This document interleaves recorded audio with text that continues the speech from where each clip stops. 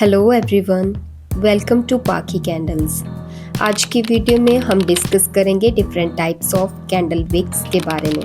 आप में से बहुत से लोगों ने सजेस्ट किया था कि मैं different types of candle wicks के ऊपर एक डिटेल्ड वीडियो बनाऊं, और काफ़ी लोगों के क्वेश्चंस भी थे कि सोय वैक्स में कौन सी विक यूज़ करनी चाहिए, बीज वैक्स, पैराफिन वैक्स के लिए कौन सी विक बेटर है और विक का सिलेक्शन किस बेसिस पर किया जाता है। तो आज की वीडियो में हम डिफरेंट टाइप्स ऑफ विक, उनकी यूजेस एंड डिफरेंट वैक्सेस के लिए कौन सी विक चूज करी जाती है, ये सब डिटेल में समझेंगे। तो सबसे पहले बात करते हैं कॉटन विक की। कॉटन विक कैंडल मेकिंग में सबसे कॉमनली यूज होने वाली विक है और ये soy wax and paraffin wax दोनों के साथ बहुत अच्छा परफॉर्म करती है। कॉटन विक आपको मेनली दो फॉर्म में मिलती है। पहली होती है pre tabbed and pre waxed cotton wick. ये कुछ इस तरह की दिखती है। इसके साथ पहले से ही सस्टेनर लगा होता है और ये प्री वैक्स्ड भी होती है। ये विक स्पेशली कंटेनर कैंडल्स के लिए यूज करी जाती है क्योंकि इसे डायरेक्टली जार में स्टिक करके यूज करना बहुत इजी होता है। दूसरी होती है कॉटन विक रोल। ये रोल फॉर्म में आती है और इसके साथ सस्टेनर अटैच नहीं होता।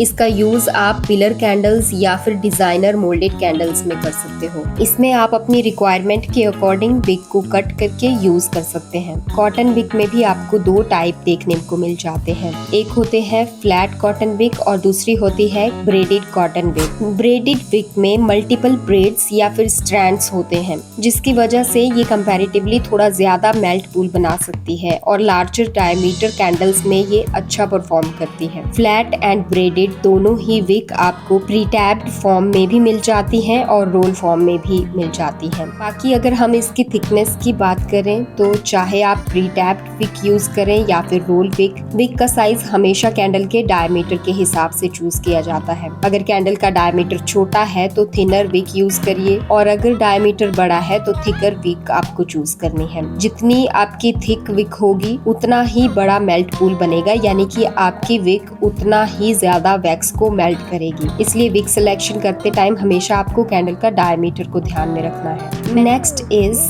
पेपर कोर विक या फिर हम इसे इको विक भी बोलते हैं। ये विक कुछ इस तरह की दिखती है। मैंने ये अमेज़न से परचेज करी थी। अगर आपको ये बाय करनी होगी तो मैं इसका लिंक डिस्क्रिप्शन में दे दूंगी। ये विक आपको प्री टैप फॉर्म में मिल जाती है। इस विक के सेंटर में पेपर रहता है, इस वजह से ये विक बिल्कुल सीधी खड़ी रहती है और इसकी फ्लेम काफी स्टेबल होती है। ये wick soy wax, paraffin wax and beeswax wax साथ यूज करी जा सकती है। स्पेशली कंटेनर कैंडल्स के लिए ये काफी पॉपुलर चॉइस है। अगर आप इन विक को परचेज करना चाहते हैं तो मैंने इनके लिंक डिस्क्रिप्शन में दे दिए हैं, आप वहां से जाकर चेक कर सकते हो। Next is wooden wick. अगर आप प्रीमियम या लग्जरी कैंडल्स बनाना चाहते हो तो वुडन विक एक बहुत ही अच्छा ऑप्शन है। इसकी सबसे खास बात ये है कि बर्न करते टाइम इसमें एक हल्का सा क्रैकलिंग का साउंड आता है जो कैंडल को और भी प्रीमियम फील देता है। अगर आपकी कैंडल का डायमीटर छोटा है तो आप single wooden wick strip use करिए और अगर डायमीटर बड़ा है तो डबल वुडन विक यूज करिए ताकि फ्लेम पूरी सरफेस को कवर करे और कैंडल इवनली बर्न हो।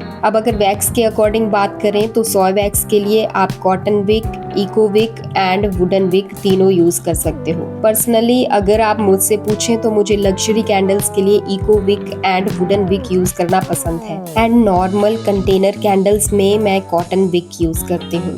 बीज वैक्स कंपैरेटिवली एक हार्ड वैक्स होती है, इसलिए इसमें थोड़ी स्ट्रॉन्गर या थिकर विक की जरूरत पड़ सकती है, लेकिन फाइनल विक सिलेक्शन आपके कैंडल के डायमीटर और टेस्टिंग के ऊपर डिपेंड करता है। पैराफिन वैक्स के साथ भी कॉटन विक या फिर इको विक काफी कॉमनली यूज करी जाती है और ये अच्छी परफॉर्मेंस भी देती है। एंड लास्ट में एक इम्पॉर्टेंट बात, फाइनल विक सिलेक्शन हमेशा टेस्टिंग के बाद ही करिए क्योंकि सेम वैक्स के साथ भी jar size, fragrance oil, candle design और डायमीटर के हिसाब से विक का परफॉर्मेंस चेंज हो सकता है। इसलिए बिना टेस्टिंग के किसी भी विक को फाइनल मत करिए। आज की वीडियो अगर आपको अच्छी लगी हो तो लाइक ज़रूर कर देना और आपकी कैंडल मेकिंग से रिलेटेड कोई भी क्वेरी होगी, कोई भी क्वेश्चन होगा, आप मुझसे कमेंट्स में पूछ सकते हो या फिर आप मुझे इंस्टाग्राम पे डीएम कर सकते हो। और कैंडल मेकिंग से रिलेटेड और भी ऐसी ही इंफॉर्मेटिव वीडियोस देखने के लिए चैनल को सब्सक्राइब करना मत भूलना। Thank you.